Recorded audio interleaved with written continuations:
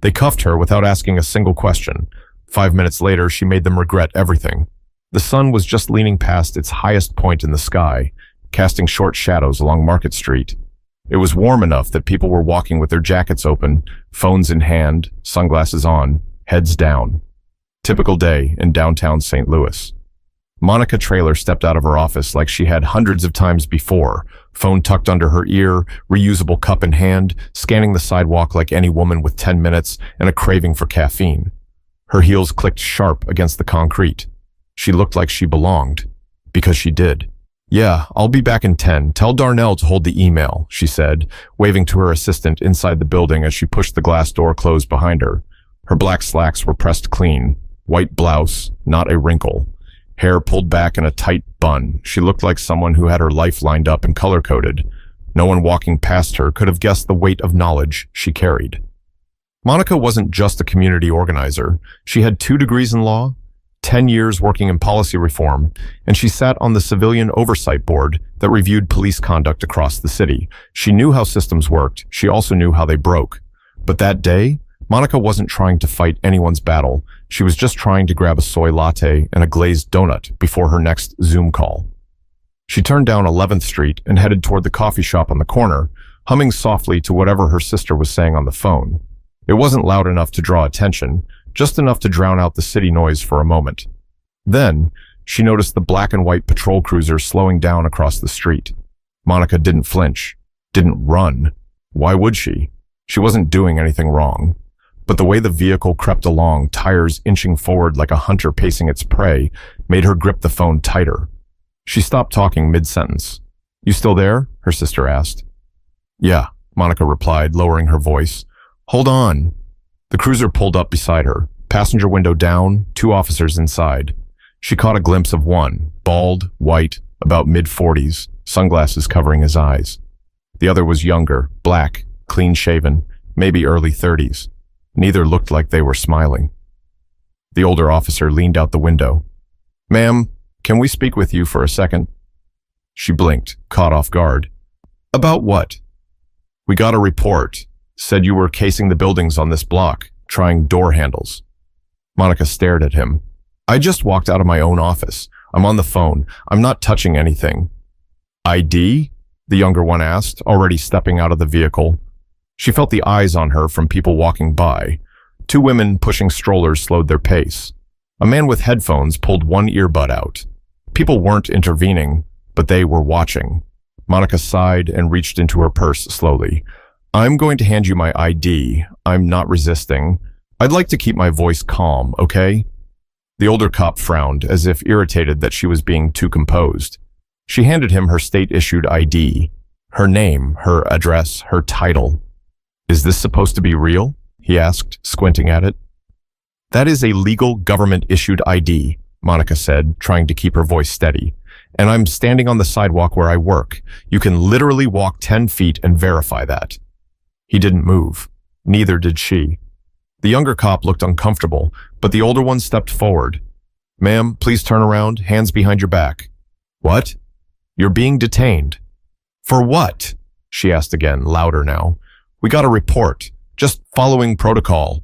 But I haven't done anything. You haven't asked any questions, just demanded ID and now cuffs?" "You're resisting now," he said flatly, already reaching for her wrist. And just like that, in broad daylight, Monica Traylor, legal consultant, policy expert, board member, was handcuffed on a sidewalk less than 2 blocks from City Hall. But what those officers didn't know was that the woman they just cuffed was about to make a phone call that would flip their world upside down. The metal cuffs bit into Monica's wrists, the cold shocking her skin. Her heart wasn't racing, but her mind was, not with panic, with calculation. She took a slow breath and looked straight ahead as the older officer gripped her elbow and walked her to the curb like she was some street thief. "Name again?" he asked, even though he still had her ID in his hand. "Monica Traylor," she replied, voice calm, clipped. "Legal consultant, member of the Civilian Oversight Board for the St. Louis Metro PD." That part made him pause for half a second, just long enough for Monica to notice. The younger officer, who had been quiet until now, stepped forward. "Ma'am, we just need to verify a few things. It won't take long." "You've already got my ID," she said, looking at him. And I haven't been told what I'm being charged with, detained for, or even asked a basic question besides my name. I understand, he said, his tone slightly more respectful. We're just... No, she interrupted, keeping her voice low. You're not just. You had a vague call. That's not probable cause. That's not reasonable suspicion. You didn't see me do anything. You approached me, ignored my ID, and put me in cuffs without establishing any criminal behavior. That's unlawful detainment. Now people were stopping, not just glancing, stopping. A woman in scrubs pulled out her phone. A man in a red Cardinals jersey started recording from across the street. The older cop noticed and turned his back slightly to block the view, but Monica raised her voice just enough. I am not resisting, I am not armed, and I am being unlawfully detained. Ma'am, the older cop warned, you're not helping yourself here. I'm not trying to help myself, she said. I'm stating facts, officer. You made a mistake, and you're making it worse. The silence between them thickened. The younger cop shifted on his feet. He was nervous now. Monica could tell, but he didn't step in. Not yet. She looked at the ID still in the officer's hand. You've had my ID for 3 minutes. You've got my name. My place of work is a block away. You haven't even tried to verify anything. Why? The older cop avoided eye contact. Monica shook her head. You didn't run my name because you saw a black woman alone and assumed the worst. That's not policing. That's profiling. Another voice piped up from behind them. She didn't do anything, man. You just rolled up on her. Someone shouted from across the street. The older officer snapped his head toward the voice. Mind your business, he barked. This is my business, the guy shot back. You handcuff a woman on the street, we got the right to ask questions. More phones came out. More people gathered. Some stayed quiet. Others whispered to each other, eyes bouncing from the officers to Monica. Monica knew the scene was shifting, but she also knew this wasn't over. Not yet. She took a breath and turned slightly toward the younger cop. I'd like to speak to your sergeant, she said. Now. The older one scoffed. He'll get here when he gets here. You're required to call a supervisor if a detainee requests one, you know that. He didn't answer. You've made the wrong call, she said, but it's not too late to do the right thing. The younger officer reached for his radio. Dispatch, Unit 3 Fiend requesting supervisor to 11th and Market. Civilian requesting contact. The older cop shot him a look. The younger one didn't flinch this time. Monica closed her eyes for a second and exhaled. She was still cuffed, still standing on the sidewalk, still under public suspicion, but the first crack had formed. Her voice steady, she said, Now I'd like to make a phone call. The older cop smirked. You're not under arrest. You don't get a call. I wasn't told I was under arrest. I wasn't told anything. You're detaining me, and I'm calling the police commissioner. That got his attention. He turned toward her, jaw tightening. You heard me, she said. Dial it yourself if you want. I'll give you the number. But what came next wasn't just a phone call. It was the beginning of a 5-minute shift that neither of those officers would ever forget. Monica shifted her weight as the cuffs dug deeper into her wrists. She kept her tone controlled, even when her blood pressure wasn't. Officer, she said to the younger one, my phone is in my purse. Inside is the direct line to Commissioner Dale Hargrove. I suggest you call before this becomes a story neither of you can explain. He hesitated. Just a flicker. That was all she needed. She nodded toward her purse. I am giving you permission to remove the phone from my bag and hand it to me. If you refuse, I will add obstruction to the list. The younger cop looked to his partner. The older one just shook his head. She's bluffing. Monica smiled, the kind of smile you give when you've already seen how the game ends. Try me. A long beat passed. Then the younger officer finally reached down, opened the flap of her purse, and pulled out her phone. He held it awkwardly, as if unsure if this would cost him his job or save it. She tilted her head. Unlock it. Code is 1977. Then go to favorites. He's the second contact.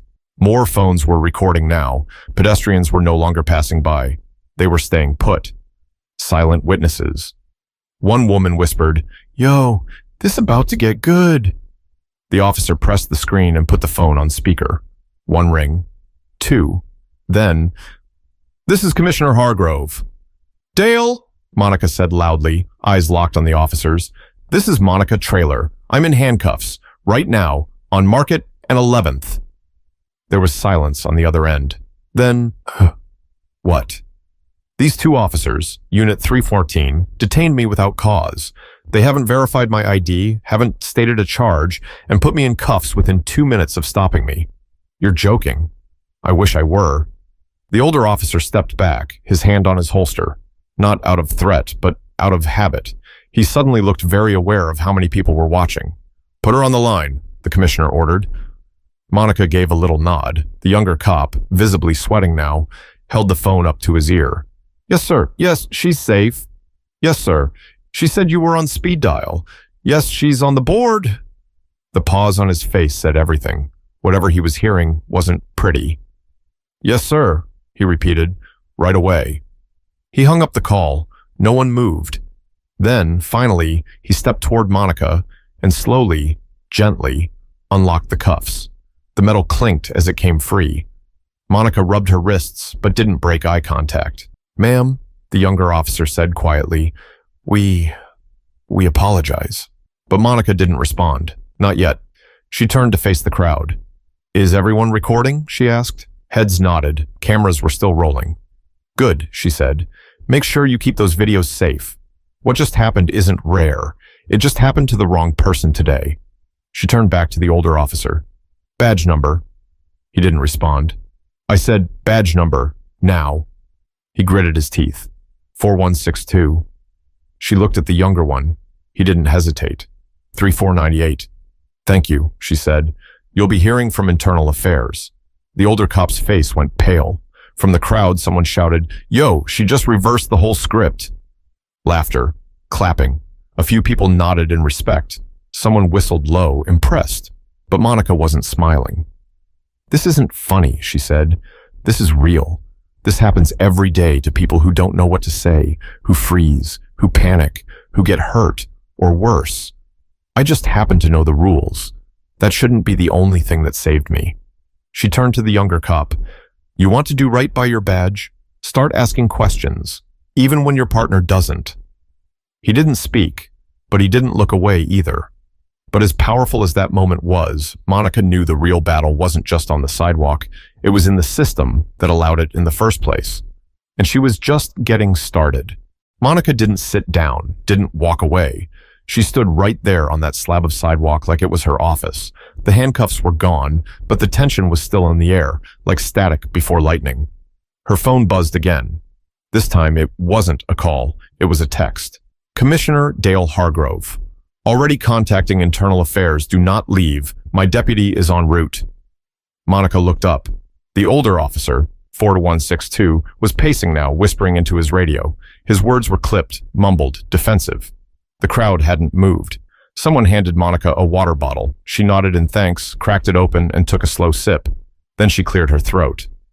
Since we're waiting, she said, raising her voice just a little, let's talk facts. People leaned in like students before a chalkboard. Do you know how many calls come in every week about so-called suspicious people? No weapons, no crimes, just vague descriptions like black woman or man in a hoodie. Do you know how often those calls lead to stop and frisks, cuffs, or worse? Someone in the crowd muttered, too many. Monica nodded. And do you know how many of those calls are followed by real consequences for the officers who overstep? Silence. That's why I joined the oversight board, because I got tired of hearing the same story told by different mouths, people like my nephew, like my neighbor, like strangers in neighborhoods they pay taxes to live in. The younger cop, 3498, was standing off to the side now, no longer trying to assert control. His body language had shifted completely. He looked unsure, like someone realizing the ground under them might not be so solid. Monica turned back to him. You look about 30. You grew up after Rodney King, after Ferguson, after George Floyd. You joined this department knowing what it represents in the eyes of the people. So what are you going to do with that? Follow orders blindly, or actually protect and serve? He opened his mouth, but the words didn't come. Before he could try again, a dark blue unmarked SUV rolled to a stop beside them. Out stepped Deputy Commissioner Renata Green. Broad shoulders, clean suit, dark sunglasses. She didn't waste a second. She walked straight up to Monica. You all right? I'm okay, Monica said. Wrist is sore. Pride's intact. Green looked over at the officers. Her eyes landed on the older one. You. Step aside. He started to speak. She cut him off. Now. He obeyed. For the first time, there was no trace of swagger in his stride. Green turned to Monica. IA's already got the footage from building cameras. We're getting the public videos next. I'm taking your statement here. You want to press charges? I want accountability, Monica said. Not theatrics, not PR. Understood, Green replied. It's happening. The crowd was still watching, but now the energy had shifted entirely. It wasn't chaos. It was clarity. The kind of clarity that comes when truth walks in and doesn't flinch. Anything you want to add before I make this official? Green asked. Monica glanced toward the crowd, then back to the officers. Yeah, she said. Don't forget the part where I asked for help and got handcuffed. Make sure that's in the paperwork. Green nodded, took out her notepad, and started writing. The moment didn't need volume anymore. It didn't need shouting or hashtags. It was heavy in a different way, like the air after a verdict. But even as Monica stood surrounded by public support, she knew the next part would take place away from cameras, in rooms with locked doors and long memories, and that's where the real fight would begin. The tension on the street didn't fade. It just shifted. Deputy Commissioner Renata Green kept writing in that little black notepad like it was a legal document, her pen slicing across the paper like a blade. The older officer, 4162, stood off to the side now, arms crossed, trying to disappear into himself. Monica didn't let him. Did you think I was just another black woman with a job and no pull? She asked, turning her body to face him directly. Is that what made me a threat? My voice, my presence, my confidence? He didn't answer. Couldn't. The crowd had thinned slightly, but enough people were still there. Enough to matter. Enough to make him feel the heat. I asked for your badge number earlier, she said again. Say it louder this time. He stared at the ground. Then finally, under his breath, 4162. Again? Badge number 4162, he muttered, louder this time. She turned to the younger cop. And yours? 3498, he said quickly, eyes straight ahead. Thank you, she said. That's all I needed. Green spoke up without looking up from her notepad. You both know this is being logged as a formal complaint. This incident will be reviewed by Internal Affairs by the end of the week. Video evidence, body cams, and public witness statements are all being compiled. The board will vote on disciplinary recommendations after that. The older cop flinched. I was just responding to a call. That's protocol. You detained her without articulating a crime, Green said flatly. You didn't investigate. You didn't observe. You cuffed her because you could, not because you should. He looked like he wanted to disappear. Monica wasn't done. Do you know how many women look like me, walk like me, and get cuffed for being out of place in neighborhoods they helped build? She asked him. Do you know how tired we are of having to stay calm just to stay alive? The older officer opened his mouth again, but Green held up a hand. Don't speak unless I ask you to. You're not helping yourself. That was when Monica noticed the woman with the scrubs still recording from across the street. She raised her phone and gave Monica a small thumbs up. A man in a black hoodie, college student maybe, shouted, Miss Traylor, you good? You want us to send this footage somewhere? Upload it, Monica said, loud enough for everyone to hear. Keep it public. The more eyes, the better. Green gave a small nod of approval.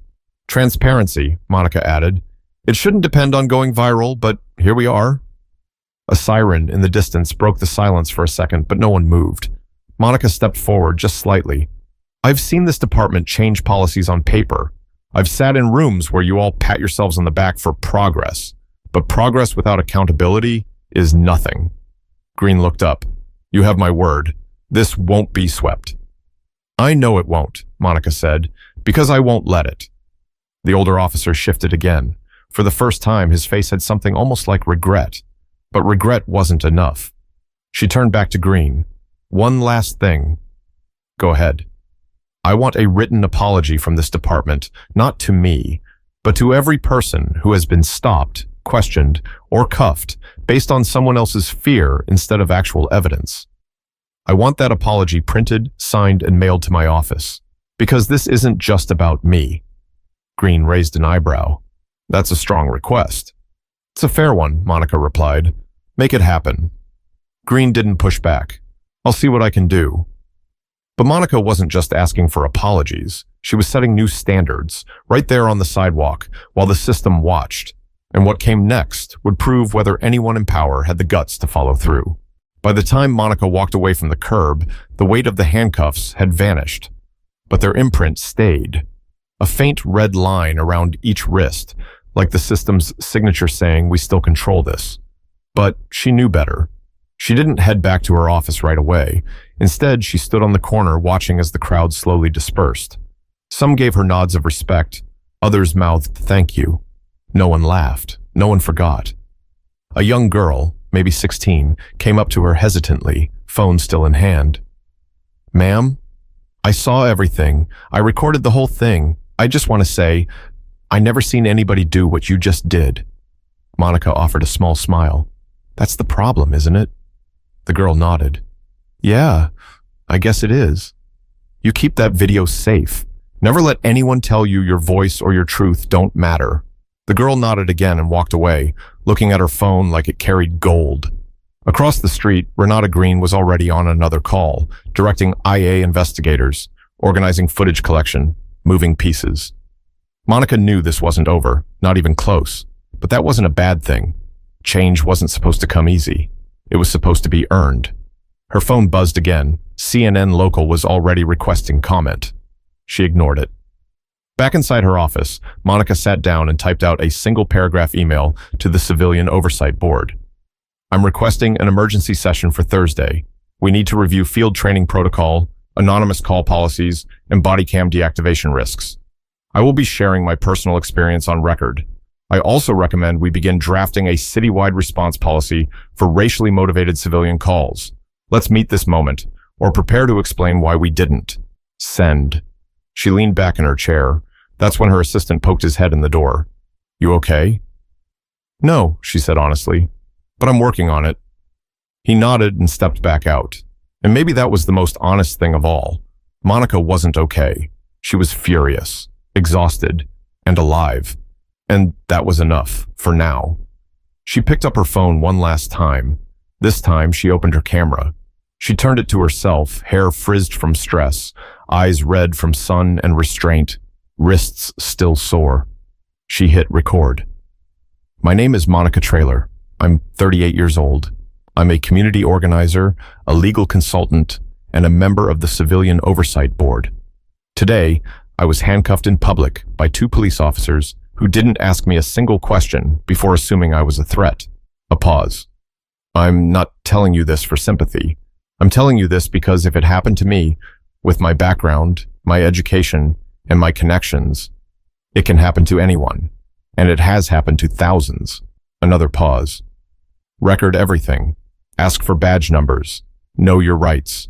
And when they say you're being difficult, remember, they'd rather cuff you quiet than hear you speak. She stared at the camera a second longer. Then she hit stop. That video would go viral within hours. Not because she wanted fame, not because she was angry, but because truth hits harder when it's simple, when it's undeniable, and when it's said by someone who has nothing left to lose by telling it. The apology letter from the department arrived 2 weeks later. She posted it on her office wall, right next to a framed photo of her late father, who used to say, "They don't always listen the first time. Make sure they hear you the second." She heard him now, and so would they. You watched it happen. You saw the way Monica didn't just speak truth. She embodied it. So if you've ever been silenced, profiled, pushed aside, or told to wait your turn, this is your sign to stand tall, speak loud, and never shrink for anyone's comfort. Share this story. Talk about it. Because silence only protects the people who count on it.